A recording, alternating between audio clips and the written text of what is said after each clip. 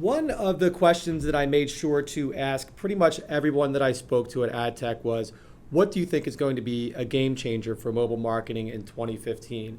One of the most interesting responses that I received was that the US is going to catch up with the rest of the world. Being the egocentric marketer that I am, I thought the US was had the latest and greatest ideas on mobile marketing, but it's really not the case. And I saw that concept start to become clearer as I analyzed the data from AdTech. So what you see here on your screen in front of you are your responses to our question, what are the most popular mobile marketing tools that you're currently using? As you'll see at the top of the heap are mobile advertising and mobile websites. They're the tools that we're currently using the most. I think the ones that we're probably most comfortable with, probably also the ones that we understand the best in terms of using, implementing, measuring, and analyzing. The story that I think this tells, though, is that we're using mobile in much the same way that we've used digital in the past. So we all understand how to advertise, how to create banner ads, how to measure them, how to get click-through rates, those types of things. We also all understand how to create a website, optimize it, and get conversions from it. But what I think we're not seeing here is an urgency to capitalize on some of the unique opportunities that mobile marketing has put in front of us.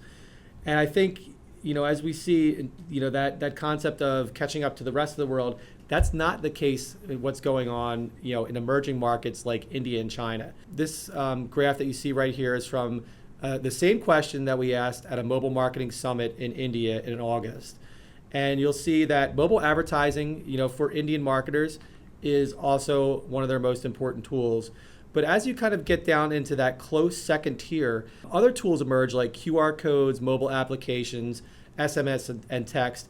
Really, I think tools that get that marketer beyond the device, meaning that they are using things that get them more into the real world. So, example, we've all seen QR codes before. You scan it, you get some information. They're great for consumer packaged goods, getting some responses from people out there in the real world.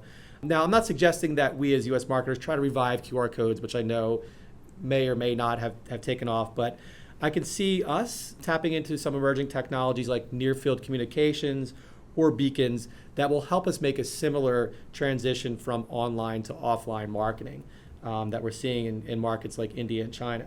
So why does this disparity exist? NetBiscuits came out with a great stat recently. 95 to 99% of consumers in those emerging markets, so India and China, will just completely cut and run if you give them a bad mobile experience. I think the reason that this is happening is that in countries like this, the consumer has essentially leapfrogged over the desktop experience. Things like internet infrastructure make it difficult costs of technology make it difficult for the average consumer to have a PC. So in a lot of cases, these countries are not only mobile first, they're mobile only. So in order for a brand to get in front of their customer, they essentially have one shot, and that's mobile. So they can't mess it up, or they're going to lose their customers to a competitor. This is not necessarily the case in Western countries like the US and Germany, where we're a little bit more forgiving of a bad mobile experience. And I know from my own personal experience, if I'm looking for something on my phone, the page doesn't load correctly, I can't find the information that I need, I usually think, oh, okay, when I get back to the office or when I get home, I'll just look it up on my laptop and figure out what I wanted. So in a sense, we as US and Western marketers have that desktop safety net to help us with any kind of mobile mistakes that we might make. But I think that net is quickly shrinking, and there's a couple reasons for that. So the first is this stat from WebDance Solutions. 57% of consumers will not recommend a company if they have a bad mobile website. So here's one of the things that I think is shrinking that safety net. If you're giving somebody a bad mobile experience, they're not going to recommend you, and you're not going to get that coveted word of mouth viral spread that we all look for so much. The good news, and this is again from our survey at AdTech, we are largely optimized for mobile. So when we asked the question, is your website optimized? 64% of us said yes.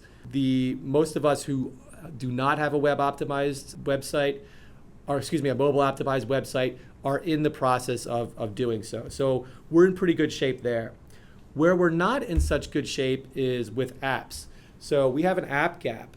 Again, from WebDAM Solutions, 85% of mobile users prefer native mobile apps over mobile websites when they're browsing on their phones. Now, what we see is nearly 60% of us who answered at AdTech do not have a mobile app. And I think even more concerning is that other stat, if we don't have a mobile app, are we planning to create one in the near future? Only 8% of us are doing that. So I think we really do have an app gap. I think there's a lot of opportunity in creating apps, and as you can see, our customers are asking us to do that. Now, the argument is that apps are time consuming to create, they're expensive to create. You might need, a coder a developer to do all the code for you. And, there are solutions out there that can help you kind of get around all of these objections and things that you might run into. So I don't think that that's really a valid excuse anymore. I think we should all be looking to not only think of mobile first, but think of mobile apps as one of our first lines of communication with our customers.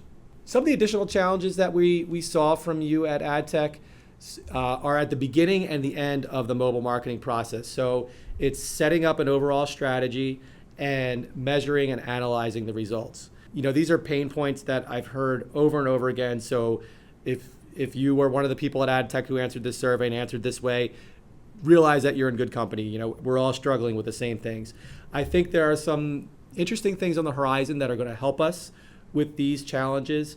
So for example, measuring and analyzing results. Google and Facebook right now are in a somewhat head-to-head competition to help get some better tracking and better visibility into what's going on in a mobile environment and how that kind of translates and integrates with a desktop environment. So I think things like that are going to help us in 2015. So there is some hope for all of you who are experiencing those challenges. The silver lining is I think we all realize some of the biggest benefits that we can get from mobile, and that's more frequent and better access to our customers and the ability to personalize our marketing communications. This goes hand in hand with the ability to segment and tracks. I think we'll only see this get better, but anytime that you can really personalize that message and get the most relevant message for your brand in front of your customers, the better it's going to be for you. So I think it's great to see that we're all realizing the benefits that mobile can provide for us. And then perhaps the best silver lining is that budgets are healthy. We didn't see, relatively very few of you had any kind of decrease in your budgets this year. We're either, on track to remain the same, or we've increased even up to double digits. So our mobile marketing budgets are good, and I think that bodes well for the future because there are a lot of opportunities on the horizon that we can start experimenting with.